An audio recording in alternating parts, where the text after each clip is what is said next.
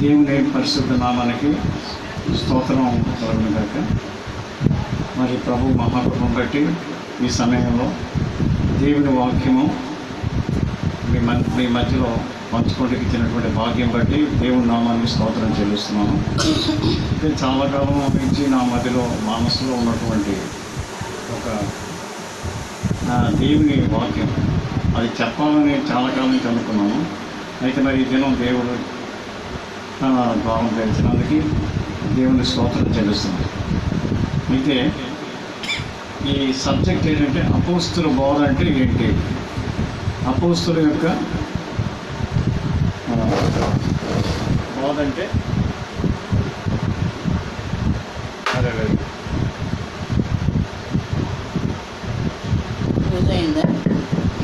అపోస్తుల బోధ అంటే ఏమిటి అనే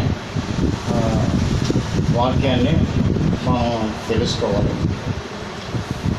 ఎందుకంటే అపోస్తుల యొక్క కార్యములో 2వ అధ్యాయము 42లో అక్కడ విశ్వసించిన వారందరూ కూడా మరి పేతురు ప్రసంగం ద్వారా 3,000 మంది రక్షించబడ్డారు. రక్షించబడిన తర్వాత విశ్వసించిన వారందరూ కూడా ఏకంగా కూడి వారంతా కూడా అపోస్తుల బోధ యందును సహవాసం అందరం రొట్టె విరిచిన యందును ప్రార్థన చేయటం యందును ఎడతెగక ఉండేది అని చెప్పి మనకి బైబిల్ చెప్పింది. అయితే వీళ్ళందరూ కూడా అపోస్తుల బోధలో ఉన్నారు అని చెప్పాడు. అంటే మరి అపోస్తుల యొక్క బోధ అంటే ఏంటి అది కూడా తెలుసుకోవాలి. కొంతమంది ఏమంటారంటే మీరు అపోస్తుల బోధలో ఉన్నారా, మీరు అపోస్తుల బోధ టీచ్ చేసేటటువంటి ఒకవన్నీ చెప్పాలంటే అపోస్తుల బోధలో ఉండాలి కదా. కొంతమంది తల ఇచ్చించుకుంటారు. మనం ఎంత పెద్ద అపోస్తులు కావచ్చు, లేకపోతే పెద్ద పాస్టర్ కావచ్చు, లేకపోతే ఎంత దైవజనుడు అయినప్పటికీ కూడా తగ్గించుకొని దేవుని వాక్యం విన్నప్పుడు, దేవుని హెచ్చరిక విన్నప్పుడు అతను జీవితంలో అభివృద్ధి కలుగుతుంది. ఇక్కడ మనం చూస్తే గద్దింపు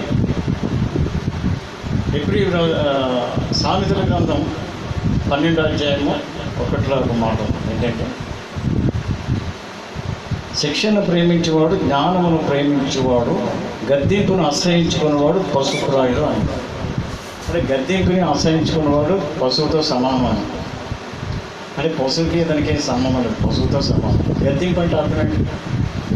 దేవుడి పరిశుద్ధాత్మ ద్వారా ఒక మనిషి హెచ్చరిక చేసినప్పుడు, ఒకరు గద్దించినప్పుడు, ఎవరైనా సరే ఏ కండిషన్లో ఉన్నా, మంచి సేవకుడైనా సరే, విశ్వాసులైనా సరే, ఇంకా చిన్నపిల్లలైనా ఎవరైనా సరే వెంటనే రిసీవ్ చేసుకొని మారు మనసు పొందితే అది గొప్ప ఆశీర్వాదకరంగా ఉంటుంది. ఇక్కడ మనం చూస్తే పాత నిబంధన గ్రంథంలో బిలాం అనే అతను ఉండేవాడు. ఈ బిలాం ఎవరు అని చూస్తే, బిలాము ఒక ప్రవక్త. అంటే ఆయన ఏదో చాలామంది చవక తీసుకున్నటువంటి సేవకుడు ఏం కాదు, కానీ అతను గొప్ప ప్రవక్త, పెద్ద దైవజనుడు ఆయన. అయితే ఈ బిలాం గారు ఏం చేశారంటే, ఇతనికి దేవుడు ఒక అధికారం ఇచ్చాడు. ఏంటంటే ఆయన ఎవరైనా ఆశీర్వదిస్తే వాళ్ళు ఆశీర్వదిస్తారు, ఎవరినైనా ఆయన శపిస్తే వాళ్ళు శపించబడతారు. ఈ అధికారం దేవుడు అతనికి ఇచ్చాడు. ఆయన ఎవరైనా శపిస్తే శపించబడతారు, దీవిస్తే దీవించబడతారు. ఇటువంటి అధికారం అతను వాళ్ళు ఇచ్చారు కనుక మరి అదేవిధంగా బిలాముకి బిలాము ఏదైనా సరే దేవుడితో ముఖాముఖి మాట్లాడే ప్రవక్త, ఆర్డినరీ ప్రాఫిట్ కాదు, చాలా దేవుడితో ముఖాముఖిగా మాట్లాడతాడు. మోషే అలాగైతే దేవుడితో ముఖాముఖి మాట్లాడతాడో ఇతను కూడా దేవుడితో ముఖాముఖి మాట్లాడతాడు. అయితే ఈయనకి ఒకసారి బాలాకు అనే రాజు, మోయాబు రాజు ఇక్కడికి బిలాం దగ్గరికి మనుషులు పంపించి, ఇజ్రాయేల్ ప్రజలు ఐగుప్తు బానిసత్వం నుంచి వచ్చారు, వాళ్ళు చాలా శక్తివంతులైనటువంటి ప్రజలు, చాలా శక్తివంతమైనటువంటి ప్రజలు. అయితే వాళ్ళని ఎవరు జయించలేకపోతున్నారు, వాళ్ళతో దేవుడు ఉన్నారు, వాళ్ళు ఆశీర్వదించుకున్న ప్రజలు ఎవరు జయించలేకపోతున్నారు. కాబట్టి మా కోసం వాళ్ళు శపించి మీకు కొంత డబ్బు ఇస్తామని చెప్పారు. అయితే బిలాం ఏం చేసేటంటే ఈ డబ్బు అంతా ఆశపడి ఉండు, నేను దేవుణ్ణి అడుగుతాను,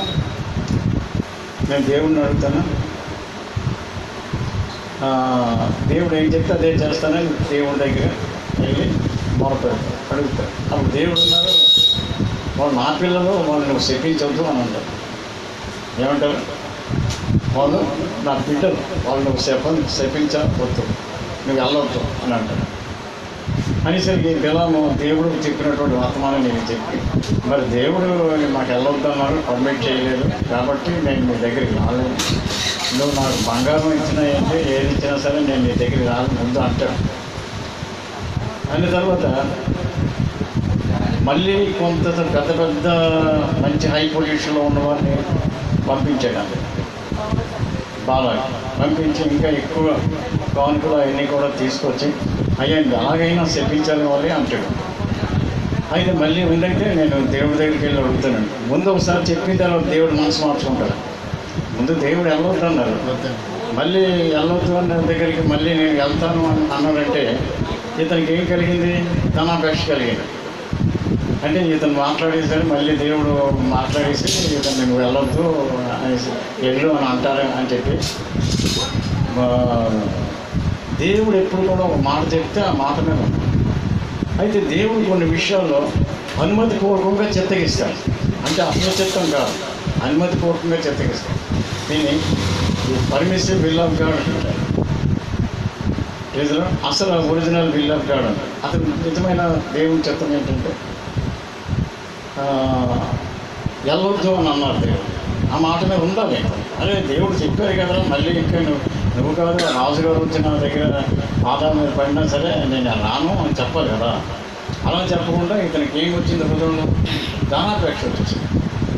ఈ ధనాపేక్ష మళ్ళీ వెళ్ళి దేవుడి దగ్గర అడుగుతుంది. అప్పుడు దేవుడు ఏం చెప్పారు? సరే వెళ్ళు కానీ శపించొద్దు అన్నారు. కానీ దేవుడికి మాత్రం ఏమొచ్చింది? కోపం వచ్చింది. దేవుడికి కోపం వచ్చింది. అయితే సరే వస్తానని చెప్పి వాళ్ళతో బయలుదేరి గాడిదకి బయలుదేరి మార్గ మధ్యంలోకి వచ్చేసరికి గాడిద ఆగిపోయింది. గాడిద కదటం లేదు. మళ్ళీ గాడిద నట్టం లేదని కొడతాడు. అప్పుడు దేవుడు గాడిదకి మాటలు ఇస్తాడు. ఏంటి ఇస్తారు? గాడిదకి వాక్ ఇస్తారు. ఇచ్చి అప్పుడు గాడిద అంటది, నేను నీ దానమైనది మొదలుకొని ఎప్పుడైనా నీకు అవిధేయత చూపించాను, ఎప్పుడైనా ఇలా నిలబడిపోయాను. ఎందుకు నిలబడిపోయానో బుద్ధి లేదన్నట్టుగా మాట్లాడింది గాడిద. అంటే అక్కడ దేవతకు అడ్డం పట్టుకొని వచ్చారు. వీడి హృదయంలో ధనాపేక్ష వచ్చేసి వెళ్తున్నాడు కనుక ఈ అక్కడికి వస్తే దేవతతో వీళ్ళు చంపేద్దామని వచ్చారు. చంప సరే ఎవరైనా నీ పని చెప్తాను అన్నట్టుగా దేవుడు పర్మిట్ చేశారు. కానీ ఏం చేశాడు? అక్కడ దేవతను చూసి అప్పుడు దేవతను వచ్చాడు. ఆ గాడిద కానీ ఇలాగ వచ్చినట్లయితే నేను చంపేస్తుందని ఇస్తున్నాను, కానీ ఆ గాడిద నేను రక్షించింది అని చెప్పి ఆ దేవతతో ఇతనికి చెప్పాలి. ఈ మీద దేవత హెచ్చరించినా వీళ్ళు ధనాపేక్ష పోలేదు. మరి దేవుడు గాడిదని ఎందుకు వాడుకున్నారు? ఎవరైనా దేవుని బిడ్డలో ఎవరో వచ్చి అయ్యా ప్రవక్త గారు దేవుడు ఇలా చెప్తున్నారు, మీరు వెళ్ళకూడదండి, అదేంటి ధనాపేక్ష చెప్తే ఈయనేం చెప్తాడు? నేను ఎవరు అనుకున్నాను? పెద్ద అపోస్తులని, నేను పెద్ద ప్రవక్తని, దేవుడితో ముఖాముఖం మాట్లాడేవాడిని, నువ్వు నాకు చెప్తే బచ్చగాడి అంటారు కదా. ఇలా బచ్చగాడి కంటే ఇంకా లోయెస్ట్ గాడితో దేవుడితో మాట్లాడాలి. అంటే కలకట్టాలో ఒక పాస్టర్ గారు ఉండేవారు, రాజన్ గారిని ఉండేవారు. ఆయన పెద్ద అపోస్తుడు. ఆయన ద్వారా కొన్ని వేల మంది సేవకులు తయారయ్యారు. అతను చిన్న పిల్ల చెప్పినా సరే అది తీసుకుంటున్నాడు, రాసుకుంటారట అతను. ఎందుకంటే మా ఆవిడ అక్కడ ఉన్నారు కాబట్టి బాగా తెలుస్తాడు. చిన్న పిల్ల చెప్పింది అనుకుని రాసుకొని ఈ పిల్ల ద్వారా, ఈ అమ్మాయి ద్వారా దేవుడు నాతో మాట్లాడారు అని చెప్తారు. అతను అంతగా తగ్గించుకుంటారు. మరి ఈరోజు చాలామంది అలా తగ్గించుకునే రకం ఏం లేదు. ఆయన గ్రేట్ అంటే. ఆ తర్వాత ఏమైందంటే దేవుని మహాకృపను బట్టి మంచి దైవజనులతో ఆయన దగ్గర అపోస్తల బోధలో చాలామంది అతను వాక్యం చెప్పి అపోస్తల బోధలో బిల్డప్ చేశారు. కనుక అలా అనేక మంది సేవకులు అయ్యారు. ఆయన చక్కగా బిల్డప్ చేశారు కాబట్టి అందరూ కూడా ఇప్పుడు గొప్ప గొప్ప సేవకులు అయ్యారు. అయితే చాలామంది అయ్యారు దైవ సేవకులు. ఒకసారి ఏమైందంటే అదే అక్కడ దైవ పాస్టర్ గారు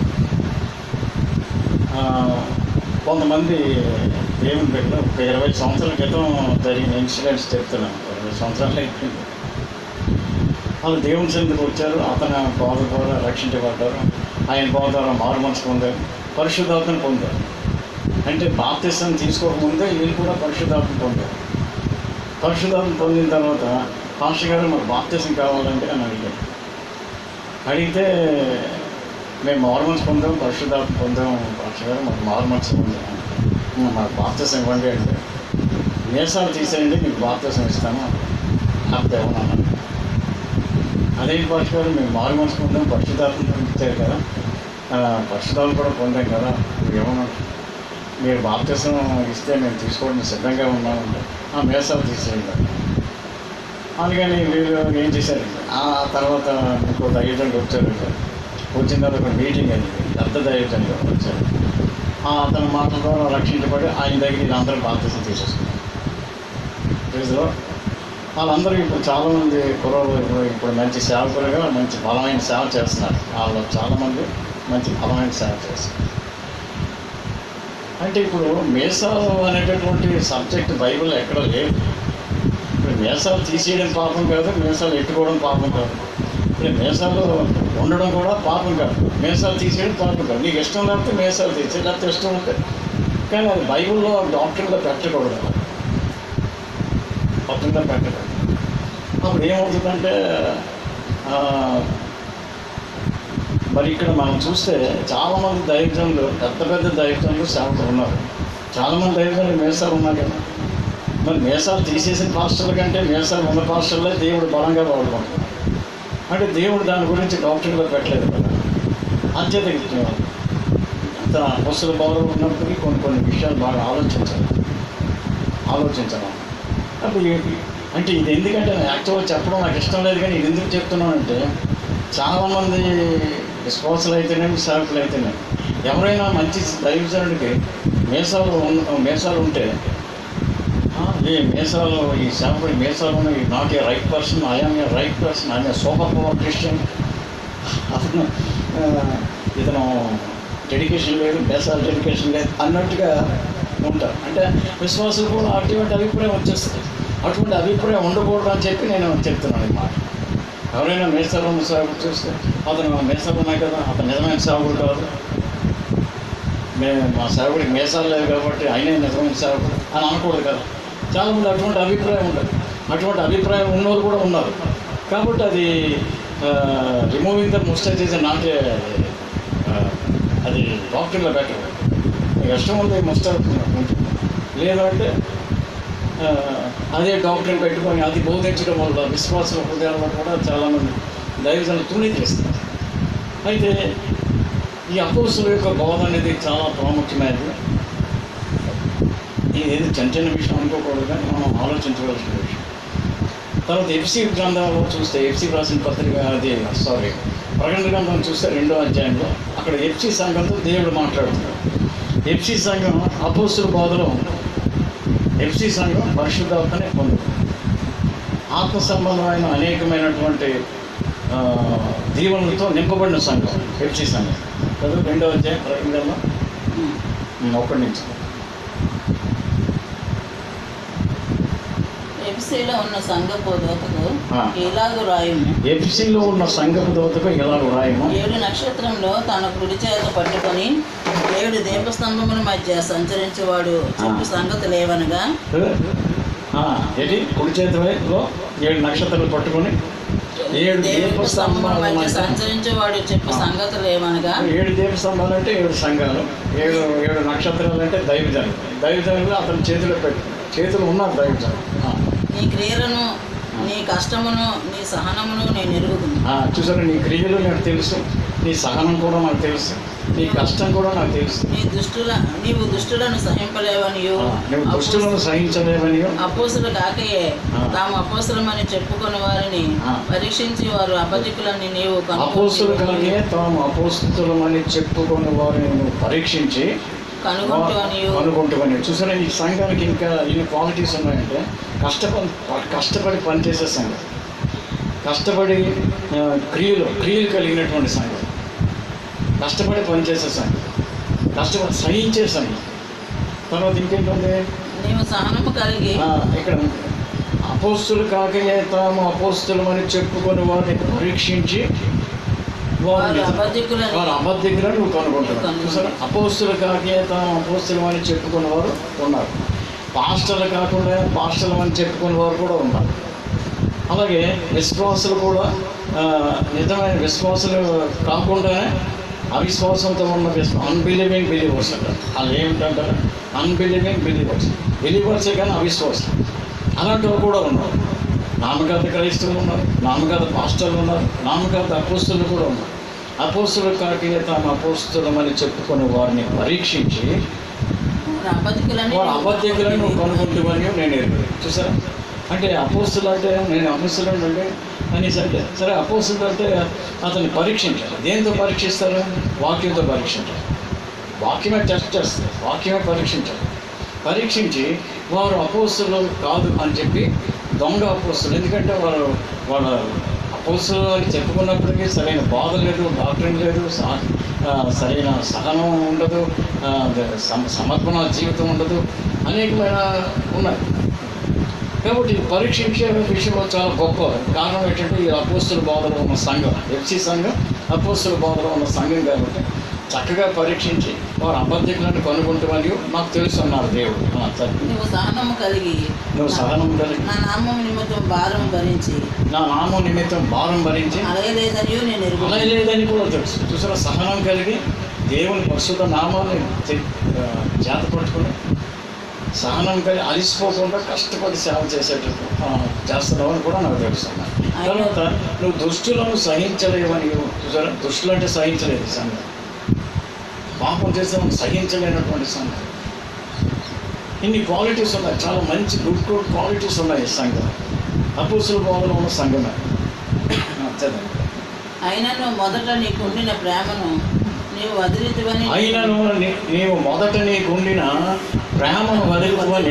నీ మీద తప్పు ఒకటి మోపవలసి ఉన్నది. ప్రజలు ఇన్ని క్వాలిటీస్ ఉన్న సంఘం ఏం చేసింది? మొదట ఉండినటువంటి ప్రేమను వదిలితువని నీ మీద తప్పు ఒకటి నేను మోపవలసి వస్తుంది. ఏమైపోయింది? ఇన్ని క్వాలిటీస్ అపోస్తుల బోధలో భాషలతో మాట్లాడి, పరిశుద్ధాత్మతో నింపాడు, సమర్పణ జీవితం చేసుకొని, ఇంత సమర్పణ చేసుకున్న వాళ్ళు కూడా మొదటి నీకుండిన ప్రేమని వదిలితమని నీ మీద తప్పు ఒకటి మోపవలసి అని దేవుడు చెప్పాడు. కానీ అది రిపెంట్ అయితే భలే ఉంటుంది. కానీ కొంతమంది రిపెంట్ అవ్వదు. అయితే ఎఫ్సి సంఘానికి డాక్టరీన్ ఉంది కానీ ప్రేమ లేదు. చూసారా, సంఘానికి ఏముంది? డాక్టరీన్ ఉంది, వేదం ఉంది, కానీ ప్రేమ లేదు. అయితే చూస్తే అప్పుడు మేము అక్కడ 86, 87 ఆ ప్రాంతంలో ఉండేటప్పుడు చాలామంది మా బ్యాచ్ అందరూ చాలామంది దైవ సేవకులు. కొంతమంది అంటే దేవుడు నాకు జాబ్ ఇచ్చిన తర్వాత సేవ చేద్దాం అనుకున్నాను, కానీ దేవుడు పిలుపులేదని చెప్పాను. ప్రభు ఏంటి నీ పిలుపు అంటే, నువ్వు నాకు యుద్ధాయుధం వంటి వాడు స్వరం కనబడుతుంది. సరే, ఈ విధంగా నన్ను వాడుకోండి. దేవుడు ఇర్మియాకి దేవుడు చెప్పాడు కదా, నువ్వు నాకు యుద్ధాయుధం వంటి. ఒక్కొక్కరిని ఒక్కొక్క పిలుస్తారు. ఆ తర్వాత ఏంటంటే చాలామంది అందులో దైవ శాఖలు కూడా అయ్యారు. రైతులు మంచి దైవజనులు అయ్యారు. పూర్తిగా అంతా విడిచిపెట్టి సమర్పణ చేసుకొని చక్కగా సేవ చేస్తున్నారు. అయితే అందులో చాలామంది దైవ శాఖలు అయిన తర్వాత ఇక్కడ గాజువాకలో ఒక సేవకుడు ఉన్నాడు. రైతులు అతను మంచి పర్ఫెక్ట్గా జీవిస్తూ సపరేషన్, అంటే అపోస్తుల బోధలో చాలా ప్రాముఖ్యం ఏంటంటే సపరేషన్. అయితే ఇక్కడ ఏముంది? నువ్వు దుష్టులను సహించలేవు, అపోస్తులు కాకేస్తాను, అపోస్తులు అని చెప్పుకున్న దొంగ అపోస్తులు ఎవరు నువ్వు పరీక్షించి తెలుసుకున్నావని తెలుసు. మరి అపోస్తులు కాకేస్తాను, అపోస్తులు అని చెప్పుకున్న దొంగ అపోస్తుల్ని కనుగొని వాళ్ళు తృణీకరించి రిజెక్ట్ చేసి సపరేషన్ అవ్వడం మంచిదే. కానీ మంచి అపోస్తులు కూడా దొంగ అపోస్తులు అంటే మరి ఈ కండిషన్ అదే మేసాలు ఉన్నాయి కాబట్టి సరైన సేవకుడు కాదు, అతనికి ఇది లేదు పరిచయం లేదు. ఏంటది? పరిచయం వెళ్ళి నేను దర్శనం ఇస్తున్నాను, పేదలకి ఇది ఇస్తున్నాను, నేను చాలా మంచివాడిని, సొంతగాడు ఉన్నాడు కదా, ఆడలాంటి నేను కాదు, ఆయమే సూపర్, చాలా పర్ఫెక్ట్ అని ప్రార్థన చేస్తున్నాను. చాలా నేను చాలా పర్ఫెక్ట్, నా సంఘమే పర్ఫెక్ట్. నిజమే, ఎందుకంటే పర్ఫెక్ట్ టీచింగ్ ఉంటే కదా విశ్వాసులు స్ట్రాంగ్గా ఉంటారు. చాలా సంఘాలు అపోస్తుల బోధ లేదు కాబట్టి అపోస్తుల బోధన లేకపోతే శిష్యులుగా తయారవ్వరు, సేవకులు అవ్వరు. అందుకే కొంతమంది చాలామంది విశ్వాసులు ఎన్ని సంవత్సరాలు అయినా సరే పాలు తాగే పరిస్థితుల్లో ఉంటారు. అలా ఎప్పుడు కూడా ఎన్ని సంవత్సరాలు అయినా సరే వాళ్ళు సేవకు డెడికేట్ చేసుకునే ఎవరు కనబడ. వాళ్ళు సండే క్రిస్టియన్స్గా ఉంటుంది, సండే వెళ్తారు అంతే. మరి మళ్ళీ వచ్చే ఆదివారం వరకు వాళ్ళు ముఖం చూపించడం ఏమి లేదు. వీళ్ళు ఎలా జీవితం ఉంటుందో ఎవరికి తెలియదు, అలా ఉంటారు చాలా. కానీ ఇక్కడ అపోస్తుల బోధలు అలా కాదు, కానీ వాళ్ళు శిష్యులుగా తయారు చేస్తారు. అపోస్తుల బోధలు వాళ్ళు శిష్యులుగా తయారు చేస్తారు, మంచి బలమైన విశ్వాసులుగా తయారు చేస్తారు, సమర్పణ కలిగిన విశ్వాసులుగా తయారు చేస్తారు. అపోస్తుల బోధ అంటే అది ఎలా ఉంటుంది. అయితే ఏమైందంటే దేవుడు ఏం చెప్పారు, ప్రేమ కలిగి ఉండడం చాలా మంచిదని. అయితే మంచి వాళ్ళు కూడా తృణీకరించి, మంచి దైవజనులు కూడా తృణీకరించి అలాంటి వెళ్ళడం అనుకోండి. ఈ మేసాలు ఉన్నాయి కదా, ఇది నిజమైన సాగులు కాదంటే అది బైబిల్లో ఎక్కడ లేదు కదా. మంచి అప్పు మేసాలు ఉన్న సాగులు అంత డెడికేట్ చేసుకున్నారు. ఏసనే కదా అలాంటి మంచి దైవజనులు ఉన్నారు కదా, మేసాలు ఉన్నాయని తిరస్కరిస్తారా? మరి వాళ్ళకంటే ఇతను బాగా బలంగా వాడబడలేదా రైతులు? అంతే. ఒకసారి ఇలాగే చాలామంది సాగులు ఏం చేసేది, నేను ఇక్కడ తగలపల్లిలో మా ఫ్రెండ్ అతను సాగు పిలిచి 90-92 ఆ ప్రాంతంలో ఫుల్ టైం సాగు పిలిచి దేవుడు సాగు పిలిచాను. ఆ తర్వాత నాకు జాబ్ వచ్చి నేను జాబ్ రీత్యా దూరం వెళ్ళాను. అతనికి ఆర్డినేషన్ ఇచ్చినప్పుడు వెళ్ళాను. ఆయన పెద్దప్పుడు అక్కడ పంపించారు సాగు. అక్కడ సాగు అతను కూడా పూర్తిగా డెడికేట్ చేసేసుకున్నాడు, పూర్తిగా తన జీవితాన్ని దేవునికి అంకితం చేసేసుకున్నాడు. సమస్తం కూడా సమర్పణ చేశాడు దేవుని ఇచ్చేసి విశ్వాసంలో జీవించాలని సేవలు బోధించారు కాబట్టి ఆ విశ్వాసంలో ఆయన జీవిస్తుంది. ఏ డినామినేషన్లో జీతానికి కాకుండా ఎక్కడ ఇది కాకుండా తన పిల్లలు 5 పిల్లలు చక్కగా సేవ చేస్తారు, విశ్వాసంలో జీవిస్తారు.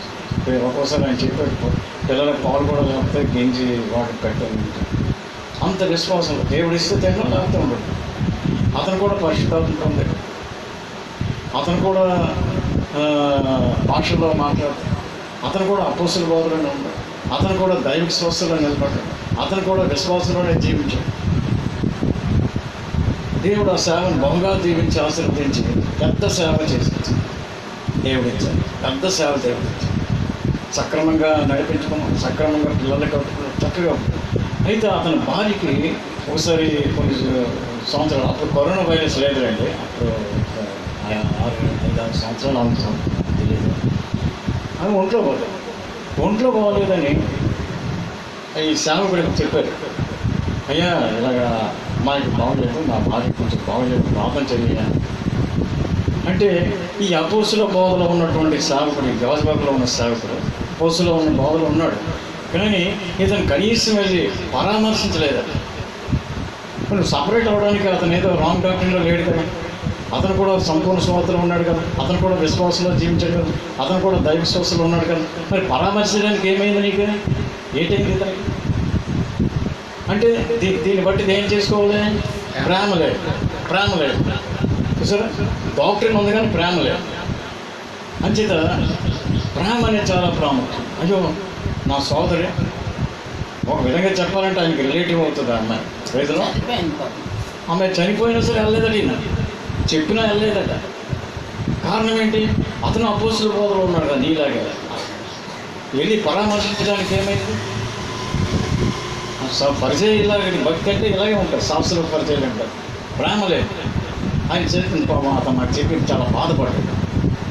అప్పుడు నేను నాకు కూడా తెలియదు, ఇక్కడ ఉన్నాను, నేను వేరే ఏదో ఒరిస్సా బోర్డర్లో ఉంటాను.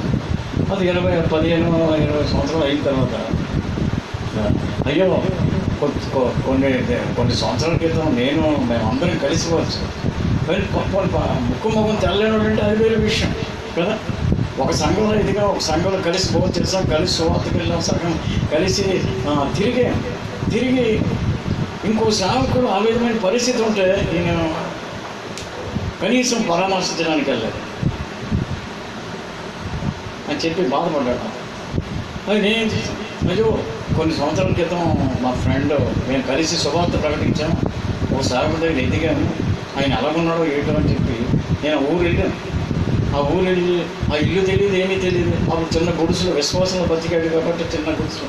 అప్పుడు ఆ ఇల్లు ఊరంతా తిరిగి పలానా సేవకుడు ఎక్కడ, పలానా సేవకుడు తిరిగి చివరికి కనుక్కున్నాను ఆయన. అలాగే అక్కడ పెద్ద బిల్డింగ్, పెద్ద 500 మంది 1000 మంది పట్టే సంఘం దేవుడు ఇచ్చారు. చక్కగా 5-6 రూములు దేవుడు ఇచ్చారు. కొన్ని అనేకమైన సేవకులు ఆయన తయారు చేశారు. ఇంకో బ్రాంచ్ కూడా కాకినాడలో ఇంకో బ్రాంచ్ కూడా కట్టారు. వెళ్ళిన తర్వాత ఆయన నన్ను చూడగానే ఎంతో అప్యాయంగా కౌలించుకుంది. నాకు ఒక రూమ్ ఇచ్చాడు. ఇక్కడ 3 బ్రదర్ ఎక్కువ ఉండేది రేదులో. మరి అంత క్రమశిక్షణ పిల్లలు పెంచి ఓ బ్రదర్ వస్తాడు, అంకుల్ బిర్యానీ తినండి, అంకుల్ కచంబర్ తినండి, అంకుల్ సాంబార్ కావాలి, అంకుల్ ఒక్కొడుకోవచ్చు అలా గడుపుతున్నాడు. ఆమెకి చాలా సంతోషించాను, చాలా బాగా చూసుకున్నాను. అయిపోయిన తర్వాత వచ్చేసి కొన్ని సంవత్సరాల తర్వాత ఏమైందంటే అతనికి ఒంట్లో పోలేదు. కొన్ని సంవత్సరాల తర్వాత అతనికి ఒంట్లో పోలేదు. అతనికి ఒంట్లో తెలియపరిచిన తర్వాత ఒక దగ్గర ఉన్నాం, ఒక అపోస్తుల బోధలు ఎదిగాం, ఒక దైవజుడి దగ్గర, ఒక గురువు గారి దగ్గర ఎదిగాం, ఒక దగ్గర కలిసి ఫోన్ చేసాం, కలిసి వెళ్ళాం. ఇతను కూడా అపోస్తుల బోధలు ఉన్నాడు కదా, దైవ సంస్థలు ఉన్నాడు కదా.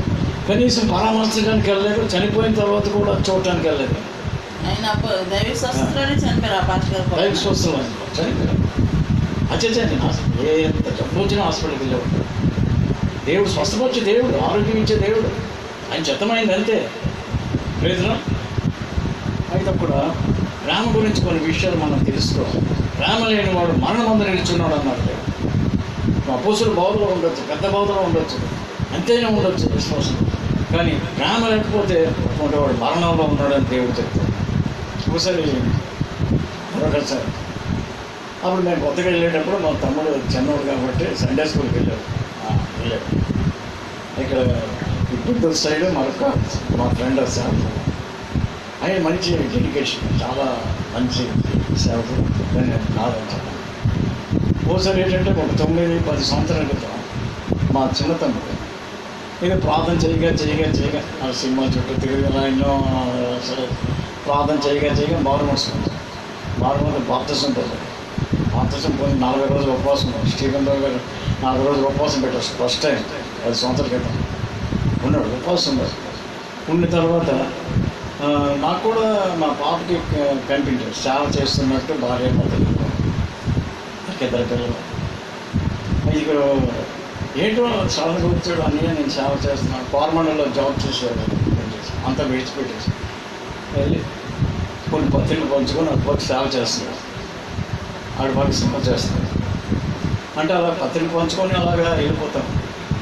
ఆయన సేవకుడు కనిపించాడు. ఎందుకంటే ఇతను ఒక సంఘమే కదా, అంతా ఒక సంఘం. అయ్యో మా సోదరుడు మా మా మా అన్నయ్యకి తనకు ఫ్రెండ్ చాలా కనిపించాడు, బాగా తాగించాడు, మంచి కలిగి ప్రైజులాడండి అన్నాడు. ప్రైజులాడండి అన్నాడు. ఎవరు? ఈ సేవకుడు, ఈ సీనియర్ సేవకుడు. అంటే ఆ సేవకుడు ఎలా చూశాడంటే ఆముదం తాగితే మొక్కం పెడతారు కదా, అలా చూసాడు. ఇప్పుడు ఏం చెప్పాలి? కొన్ని మేసాలు ఉన్నాయని తృణీకరించాడు, ఏంటో మనకు తెలియదు. ఆముదం తాగినట్టు మొక్కం పెట్టి ఇప్పుడు అతను సేవ, అయ్యో రేపు చిన్నప్పుడు నా సండే స్కూల్ వచ్చి ఉండరా, తర్వాత చిట్టు మానేసాం, ఎక్కడ మారు మనసు పొందో, ఎంత ఎండతో నీకు ఎండలో తిరిగి సువార్త చేస్తున్నావు అంటే ఏదో కార్యం జరిగింది నీ జీవితంలో. నువ్వు డబ్బు ఇవ్వద్దు, ఏమీ ఇవ్వద్దు, పక్కనే ఇల్లు ఉంది కాబట్టి ఇంటికి తీసుకెళ్ళి కూడా మంచినీళ్ళు ఇస్తే, మంచినీళ్ళు ఇచ్చి బాబు సేవకు వచ్చావు కదా, ఇలా చెయ్యాలి అలా చెయ్యాలని కొంచెం ఇన్స్ట్రక్షన్ ఇస్తే ఎంత బాగుంటుంది, ప్రేమ చూపిస్తే ఎంత బాగుంటుంది. అంటే ఆనందం తగినట్టు ముఖం పెట్టి ఇలాగ మాట్లాడుకుంటాడు. ఏంటది? ఆ డాక్టర్ ఏ డాక్టర్లో ఉన్నాడో తెలుసా? మరి ఇక్కడ చూస్తే ఆ కుర్రోడు సేవ ఇతని సేవ కంటే అతని సేవ అభివృద్ధి చెందింది. చూసారా? ఇలా మంచి సేవకులు కూడా తృణీకరించాలని బైబిల్ ఎక్కడైనా ఉందా? అతను డాక్టర్ ఏంటో నీకు తెలియదు, ఆయన అలా కానీ సువార్త చేస్తున్నాడు. ఆయన తెలియకుండా నువ్వు డిస్పైజ్ చేసి తృణీకరించకూడదు కదా, మంచి సత్కార్యం చెయ్యాలి కదా. ఇప్పుడు ఒకసారి ఎవరది ఆ యొక్క బెత్తలే మా ప్రాంతంలో ఇద్దరు సోదరులు అక్కడ గిబియోన్ దగ్గరికి అలా వెళ్ళిపోతుంటే రాత్రి బాబు చీకటి పడిచింది, చీకటి పడిపోయింది బాబు అంటే ఎవరు అతిథ్యం ఇవ్వలేదండి దేవుని పెడతాము మన బాగా ఏమన్నా.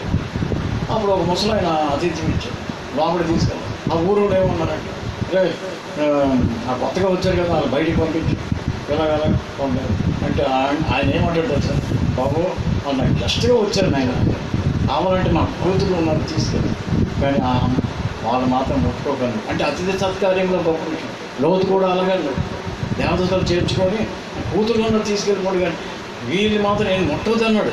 అంత డెడికేషన్ చూడండి. అతిథి వచ్చినప్పుడు వాళ్ళ ప్రాణం వాళ్ళ మానవం అంతా కాపాడాలని చెప్పి అదొక సిద్ధాంతం యూదుల్లో. కానీ ఏమైంది,